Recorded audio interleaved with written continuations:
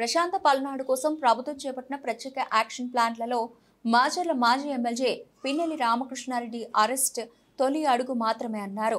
Telugu Desam party senior నాయకులు Vinukonda MLA జీవి ఆంజనేయులు ఈ దెబ్బతో పల్నాడును సొంత జాగీరుక మాఫియా అడ్డాగా చేసుకున్న రౌడీ ముఖ ఆట కట్టిందన్నారు ఆయన.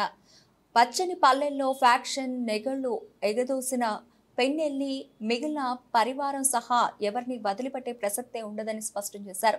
మాచర్ల నియోజకవర్గం మాజీ ఎమ్మెల్యే పిన్నెల్లి అరెస్ట్ అనంతర పరిణామాలపై ఆయన శుక్రవారం ఒక పత్రికా ప్రకటన విడుదల చేశారు. అరాచక వైకాపా సర్కారు పోవడంతో శాంతి భద్రతలకు తిరిగి మంచి రోజులు వచ్చాయని, పోలీసులు తమ పని తాము చేసుకోవచ్చని, పిన్నెల్లి అరెస్టుతో స్పష్టమైన సంకేతాలు ఇచ్చేసినట్లయిందని అన్నారు.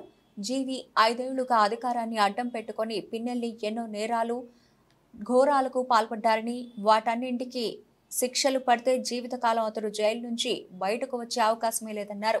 ఇవే నేరాల్లో సాధ్యమైనంత త్వరలో పిన్నెల్లి రామకృష్ణారెడ్డి సోదరుడు వెంకటరామరెడ్డి కూడా కటకటాల ఊచలు లెక్కించడం ఖాయమన్నారు జీవి. మైనింగ్ అక్రమాలు, సహజ వనరుల లూటీతో పాటు మాచర్ల నియోజకవర్గం మొత్తం వ్యాపారులు, సామాన్యులు బెదిరించి పిన్నెల్లి చేసిన ఘోరాలపైన సమగ్ర దర్యాప్తు జరగాల్సిన అవసరం ఉందన్నారు. కోర్టు ఆదేశాల మేరకు పిన్నెల్లి రామకృష్ణారెడ్డిని మాజీ ఎమ్మెల్యే జైలుకు పోయాడు. 5 సంవత్సరాలు ప్రజలు ఇచ్చినటువంటి అధికారాన్ని దోపిడీకి ఉపయోగించుకున్నారు, దుర్మార్గాలు చేశారు.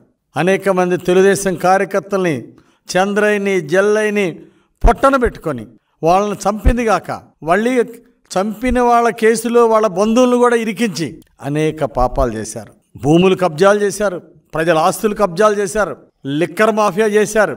చెయ్యని నేరాలు లేవు.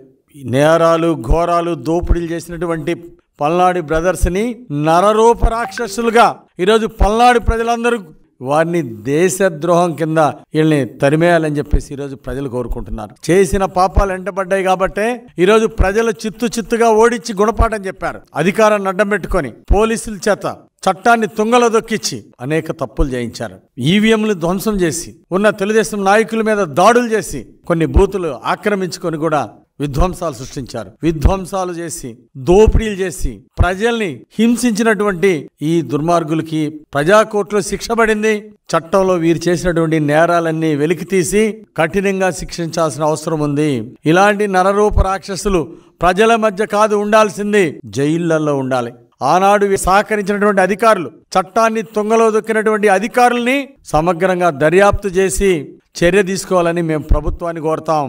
5 సంవత్సరాలు దోపిడీ చేసినటువంటి ఇలాంటి వారిని కఠినంగా శిక్షించాల్సినటువంటి అవసరం ఉంది. భవిష్యత్తులో ఇలాంటి నేరాలు పాల్పడకుండా ప్రజలకి ఒక సందేశం వెళ్లాల్సినటువంటి అవసరం ఉంది. ఇలాంటి వాళ్ళకి గుణపాఠాలు నేర్చుకున్నప్పుడే భావితరాలకి దుర్మార్గాలు చేయకుండా ఉంటారు. శిశుపాలుడు 100 తప్పులు చేసిన తర్వాత ఏ విధంగా అయితే శిక్ష పడిందో 1000 తప్పులు చేసినటువంటి మాచర్ల పిన్నెల్లి బ్రదర్స్ కి శిక్ష తప్పదు. మాచర్ల ఎమ్మెల్యేతో పాటు అనేక అరాచకాలు చేసినటువంటి ఆయన తమ్ముడు పిన్నెల్లి వెంకటరామరెడ్డిని వెంటనే అరెస్ట్ చేయాలని డిమాండ్ చేస్తున్నాం.